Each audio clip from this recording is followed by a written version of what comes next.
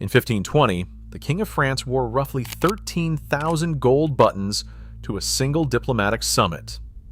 A century later, wearing the wrong kind on a Paris street could get you reported to the authorities. And to this day, no one can fully explain why men's and women's buttons sit on opposite sides. The secret history of the button begins with a handful of carved shells, 4,000 years ago.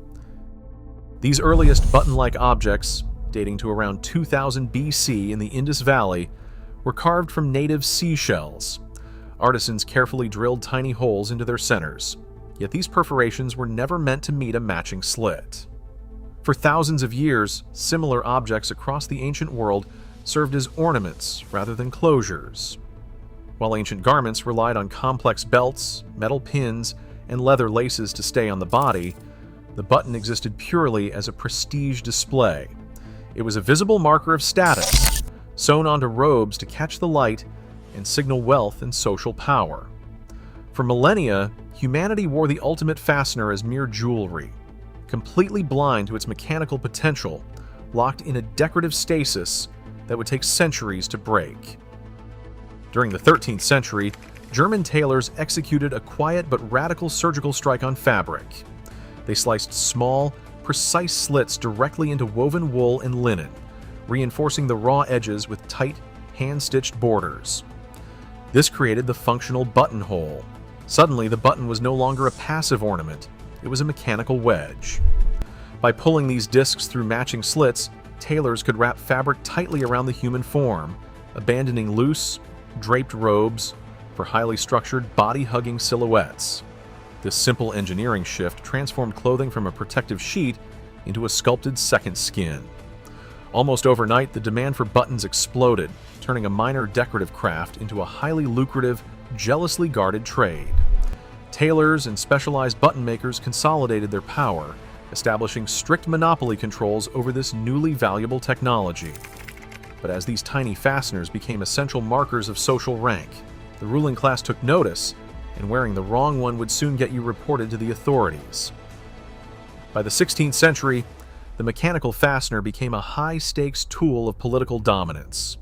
European aristocrats turned these functional discs into solid gold, silver, and diamond markers of rank, using dress as a silent weapon in courtly rivalries. At the 1520 Field of the Cloth of Gold Summit, King Francis I of France arrived in an outfit glittering with over 13,000 gold buttons. This was a calculated diplomatic threat cast in precious metal, intended to outshine his English rivals. To keep the rising merchant class from imitating this royal display, crowns across Europe retaliated with strict sumptuary laws. The French Ordinance of 1521 restricted commoners and merchants to a maximum of 30 gold buttons per garment.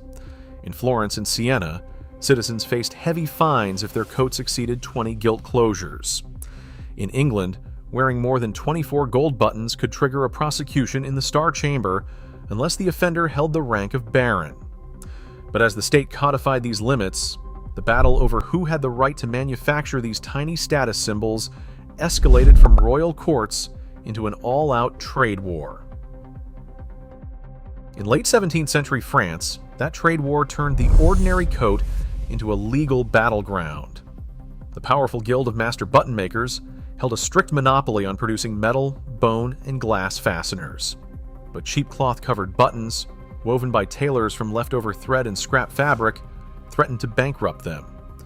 Terrified of losing their market share, the guild lobbied the crown, securing royal edicts, including a strict 1683 decree that heavily restricted and eventually outlawed these fabric closures. While violators faced massive fines, the real conflict took place on the city streets. The state deployed paid informers to police the dress of ordinary citizens. These wardens could stop pedestrians in public, inspecting their lapels and tugging at their closures to verify their materials. Wearing a coat with illicit fabric-wrapped buttons could result in heavy fines, confiscation of the garment, or even arrest. A tiny handmade disc was no longer a simple convenience. It was a contraband item, turning everyday fashion into an object of constant state surveillance, where wearing the wrong coat could get you reported to the authorities. A silent, unexplained divide persists on the front of every modern shirt. If made for a man, the buttons sit on the right. If made for a woman, they are on the left. No single historical document explains this structural asymmetry, but three leading theories endure. The first links the design to the sword, where men kept the right hand free to draw a blade without snagging the coat flap. The second suggests wealthy women were dressed by right-handed servants, making reversed buttons easier to fasten. The third observes that mothers traditionally cradled infants with their left arm, leaving the right hand to unbutton their collars. This structural divide remains an unsolved puzzle of human dress, an inherited custom that continues to shape our clothing today. As modern nations organized massive standing armies in the 18th and 19th centuries, the button ceased to be a matter of personal whim and became an instrument of state discipline. Governments transformed these small fasteners into tools of military identity. In battle, a soldier's life could depend on recognizing the regimental crest stamped onto a copper or brass disc. This military shift triggered an unprecedented manufacturing boom. In industrial hubs like Birmingham, England, workshops grew into massive factories, consuming tons of metal and employing thousands of workers to supply millions of uniform buttons. On the parade ground, rows of polished brass became symbols of absolute order and hierarchical rank. Military authorities enforced this uniformity with ruthless precision. A 19th century soldier caught with a single missing button faced severe penalties, including 30 days of hard labor. The obsession with these fasteners even generated its own folklore, such as the persistent legend that Napoleon ordered buttons sewn onto jacket sleeves to stop shivering soldiers from wiping their noses on their cuffs. But as the machinery of global warfare escalated, these rigid rows of brass were about to be weaponized in ways the state never anticipated. The industrial factories of 19th century Birmingham dissolved this hard-won authority in a flood of molten metal. Mechanized stampers and steam-powered presses replaced the hand-carving of master artisans, churning out cheap, anonymous metal discs by the millions. Birmingham manufacturers stripped the object of the scarcity that once made it a tool of statecraft. No longer a restricted luxury or a jealously guarded guild secret, the button became a disposable commodity, stamped from sheet metal and sold by the gross. The laws that once sent citizens to court for wearing illegal fabric closures became obsolete overnight. In the smoky workshops of the Midlands, the silent marker of European nobility was quietly ground down into a cheap, everyday utility. In the early 20th century, a sleek new challenger threatened to make the button entirely obsolete.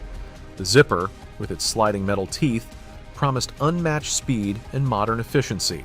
It quickly captured the market for trousers, boots, and luggage. Yet the button refused to vanish. It retreated to shirts, heavy coats, and formal wear, carving out a permanent domain where aesthetic tradition mattered more than mechanical speed. Although its practical dominance narrowed, the button secured a quiet, psychological victory.